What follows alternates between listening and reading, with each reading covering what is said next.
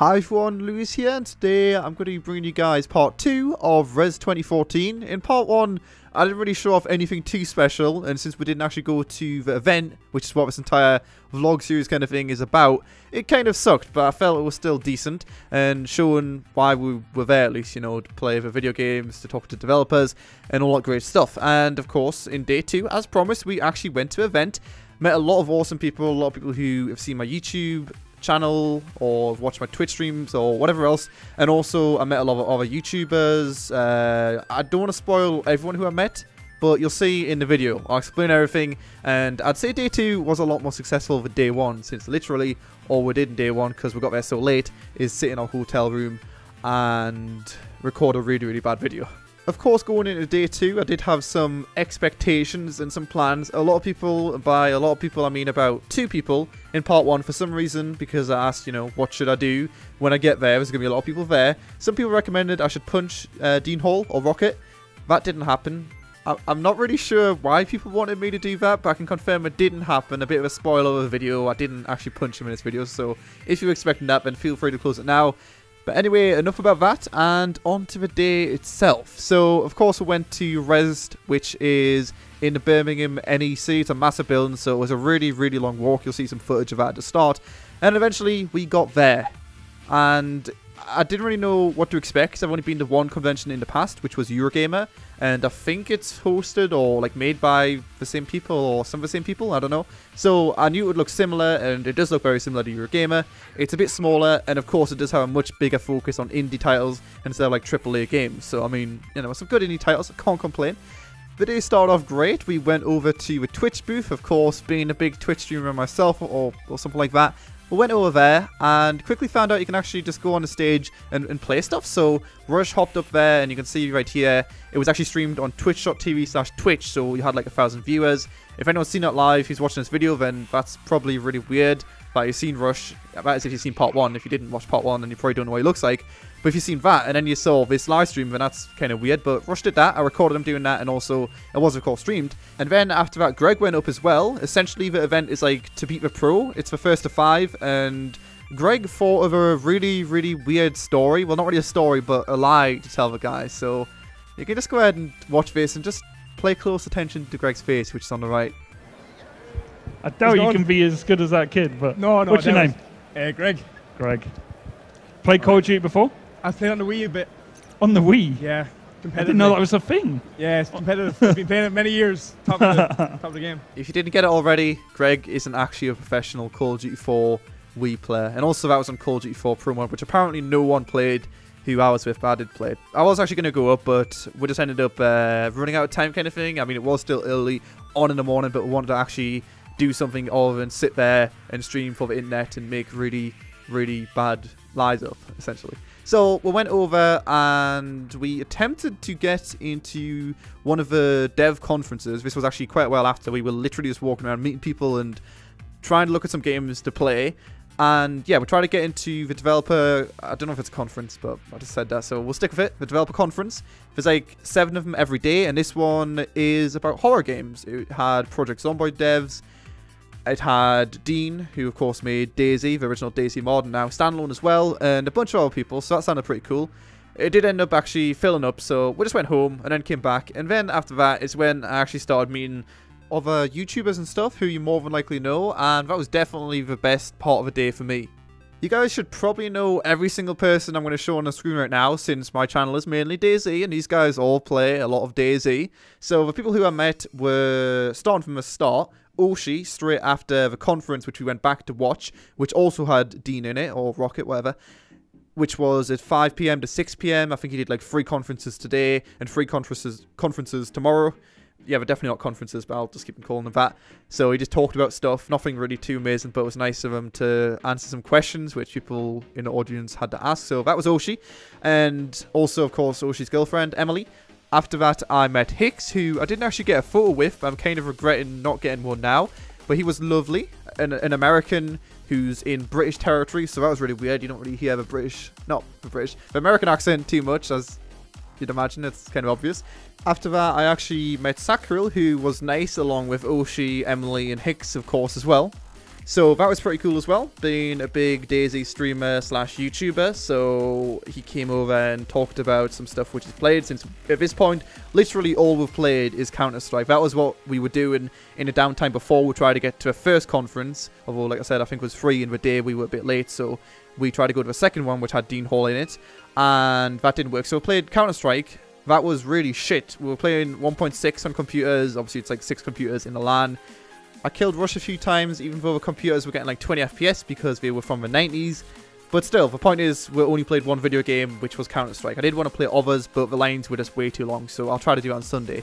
But when I was talking to Sacral, he mentioned a game called Aliens Isolation, or Alien Isolation, I think it is.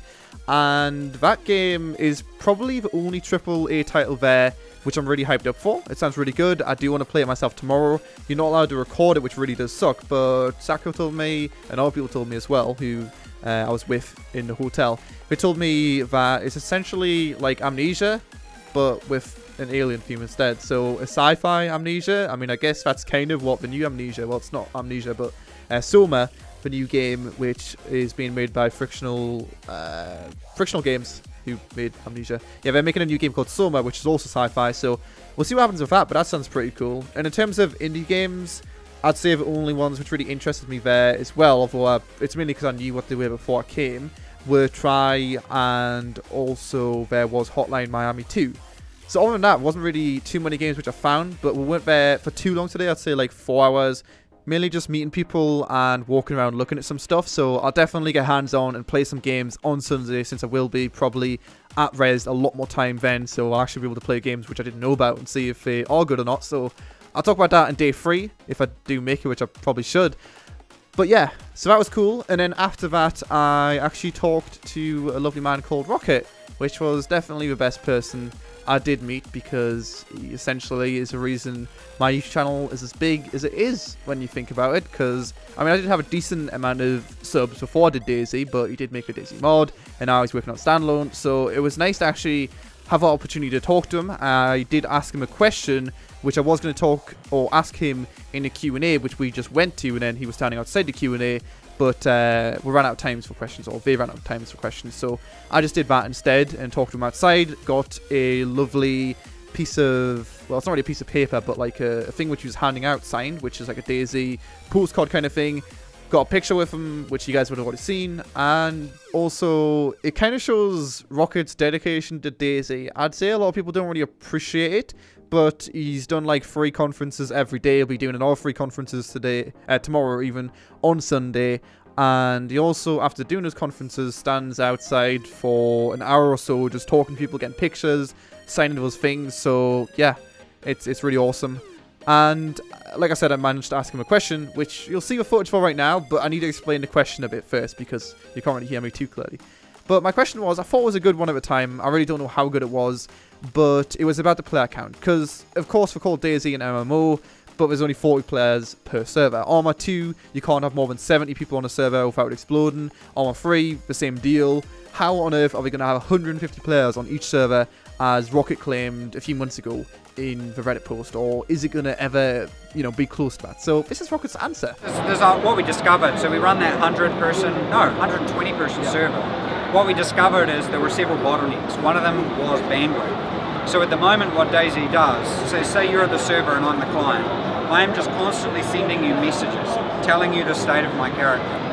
And the server has to accept all those messages, even though the messages might be exactly the same. So I'm saying to you, I'm wearing a DC t-shirt and a pair of jeans and a pair of shoes. Just like constantly sending that information.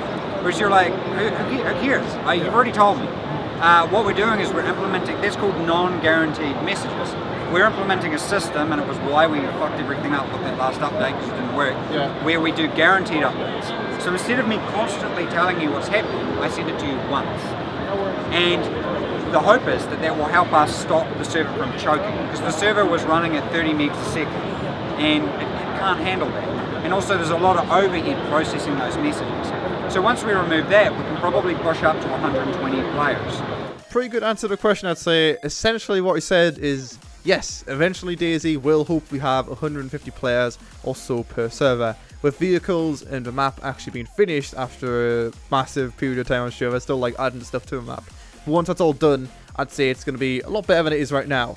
The player count is really a big part of what made the DayZ mod fun for me. 40 players just isn't many considering how many cities have been added. There's been a lot of cities which were previously useless but now have got a point of going to because all the builds are enterable. So 40 players, it's just not many. So with 150, when you think about it with the vehicles and all that kind of stuff, I'd say it's a really good number, and I'm looking forward to see if Rocket can follow through with that claim. That's pretty much it for day 2 though. It might have seemed like a really short day, but like I mentioned, we were there for like 4 hours. I met a shit ton of people. I met all those people who I would have liked to meet, so it was a successful day. And I also started to form opinions on video games, which I wouldn't have been able to form without being at Rezzed. Because, I mean, I guess it's a gaming convention. I should probably play some, so I'll be playing some of those ones which I talked about and some other ones on day 3. And that should be out tomorrow, assuming I make it. I honestly don't know what I'm going to do for day 3. If anyone's got any other people who you think I should meet, then just leave that in the comment section below. Like I said in day 1, I know there's a few people like Jack Frags, the Project Zomboid devs, and I actually don't know who else. But there's some more people to meet, and yeah, just any recommendations and I'll see what I can do. But it was pretty awesome. But anyway, thanks a lot for watching. If you want to go watch part 1, which is really shit, then there'll be an annotation to it on the top left, and hopefully day 3 should be a thing. If day 3 ends up terrible, then it won't be a day 3. It's as simple as that. But anyway, like I said, thanks a lot for watching. Don't forget to comment, like, subscribe, and all good stuff. I'll be back home soon on Monday, and then I'll return to normal video making. But for now, it's time to return to Birmingham and live with my shitty laptop gaming setup in a hotel room. Check it out, guys. It's great, isn't it?